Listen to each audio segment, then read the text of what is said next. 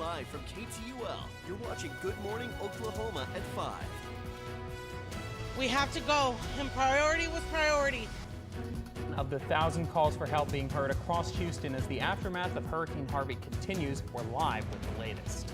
President Trump and First Lady Melania heading to Texas today with a first-hand look at the damage, the plans the president has to get help to those who need it most. Plus, police from our area are packing up and getting ready to hit the road. We're live with some of the supplies that the Muskogee Creek Nation Light Horse Police will be taking with them. Yesterday morning was really nice outside. Today, even better. It is only 62 in Tulsa. A few spots will see the 50s this morning, including the Tulsa Metro. Our dew point's nice, low, comfortable. It's very pleasant when you walk out the door. We're going to talk about what we can expect for the rest of the week. And of course, we're continuing to track Tropical Storm Harvey. That's all just a few minutes away. Waters continue to rise in parts of Texas where officials are working around the clock to rescue those who are stranded. Channel 8's Ryan Braschler is in Houston right now. Ryan, you've been there several days. What are you seeing now? Erin, I'm seeing the water come right back up. It went down just a little bit yesterday, but I'm in Buffalo Bayou, which is just to the west of downtown Houston. It is now 10 feet over its banks. It's only done that one other time in history. You can see the Range Rover behind me. That's just one of hundreds of drivers that had to be rescued out of their cars after they drove into those floodwaters, and there are thousands more still waiting to be rescued from their homes. There was another torrential downpour yesterday in a county just southeast of Harris County where Houston is located, and it is just devastated. There are thousands of people, there are thousands of volunteers with flat bottom boats trying to go out there and get people back. The official number for rescues is more than 2,000, but there are thousands, countless more. They're not even keeping track of how many the volunteers are bringing in. And when they go to the shelters, these shelters are getting a little bit overcrowded. The George R. Brown Convention Center downtown, it was set up for 1,000 people. A reliable source last night told me that they are now housing more than 5,000 people. People are just showing up with their sleeping bags and a pillow. It's really putting a strain on the supply. There are trucks that can't get food and water to hotels and shelters around the area. So it's really starting to take an impact on the infrastructure around Houston. With all of the people who are stranded with no place to go, and with all the people who are coming in, where's the media holding up, and where are volunteers even able to stay right now? The hotels around the area are completely booked up. I've been talking to the front desk at the hotel that we are actually booked in, and they had a couple of vacancies yesterday, but those filled up very, very quickly. Those shelters that do have overflow, they're actually flying them to Dallas, to shelters that actually have the food and the supplies to keep them happy and healthy and safe as soon as the weather breaks enough for the Air National Guard to get a plane off the ground. And they're finding places for people to stay, but it's getting increasingly difficult. All right, thank you, Ryan Braschler. We'll check in with you here again later on in the show. Appreciate it. Dozens of flights outside of the metro to Houston now canceled. More cancellations expected over the next few days. Both major airports in Houston are shut down until further notice, leaving Texans stranded all over the nation. Travelers who call the Bayou City home are left feeling helpless from afar. Carla Wall is one of them who's stranded in Oklahoma City. Fortunately, her home remains untouched by rising floodwaters. But she says many of her friends, however, have not been so lucky. My best friend with her 2 twin boys is at home, and they just moved everything upstairs because the water is coming. It hasn't stopped raining, and the water is coming up to the house, and so they're doing boat evacuations in her neighborhood. More flight cancellations are expected through at least Thursday. Taking a look now at flights departing from Tulsa, you can see both 6 a.m. flights to Houston are canceled this morning for Southwest and United Airlines.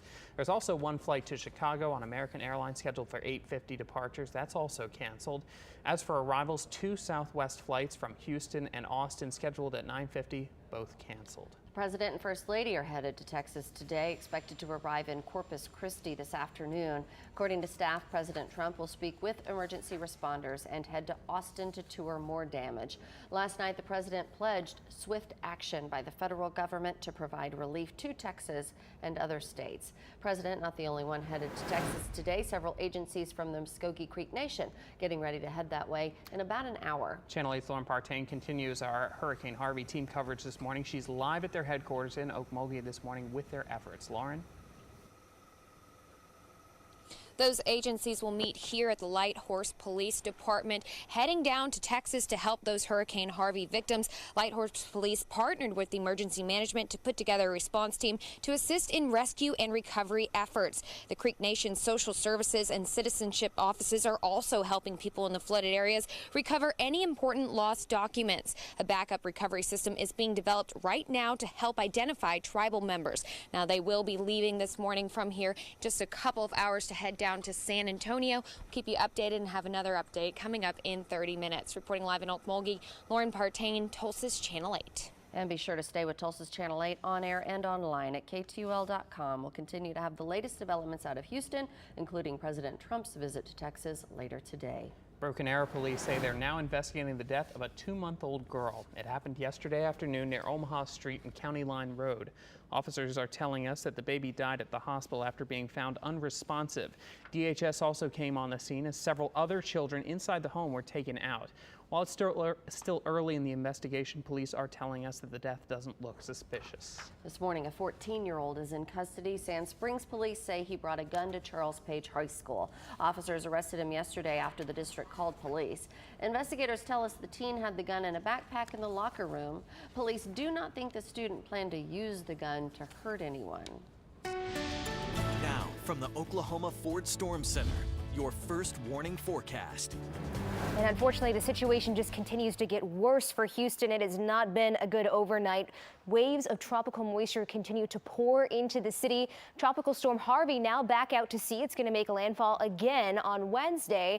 It's still moving very, very slowly east at only 3 miles per hour, and that's why we're continuing to see the same areas get rain over and over again. Here are the latest numbers that we have from Houston. This is just within the last few minutes that we got these numbers in. South Houston now has seen 43 inches of rain in the past 4 days. That's more than what Tulsa typically sees on average for the entire year. And they've seen that in 4 days. They could see 5 to 10 more inches of rain in Houston before all is said and done. This is going to continue to move off to the northeast, leaving minimal impacts for Green Country. You can see the heavier rain over in areas of Little Rock, especially over into Memphis. Here in Green Country in southeastern Oklahoma, less than 1/4 inch of rain. So we're not expecting big impacts from Harvey by any means. Temperatures this morning, very low for this time of year. 62 in Tulsa, only 57 in Ponca City, 62 in Bartlesville. Our dew points nice and low, and that's why it feels cool and crisp and very comfortable when you walk out the door this morning. Dew points usually this time of year in the upper 60s or even lower 70s.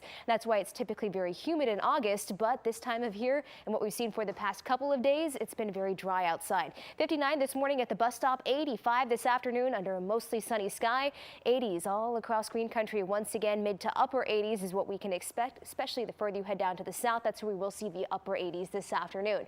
87 by Thursday, a nice warm up is what we're going to see through Labor Day weekend. 91 by Monday before we see another cold front sweep through by the middle of next week, dropping our temperatures back down into the low to mid 80s. 5:07, we do have a very early morning accident on 412. The right-hand shoulder is blocked due to a multi-vehicle accident on 412 eastbound. That's between 65th West Avenue and 49th West Avenue. 5:08 South. North Korea launches its own set of missile tests coming up. Footage of the test, it says, was conducted in response to yesterday's launch from North Korea. And new details about President Trump's involvement in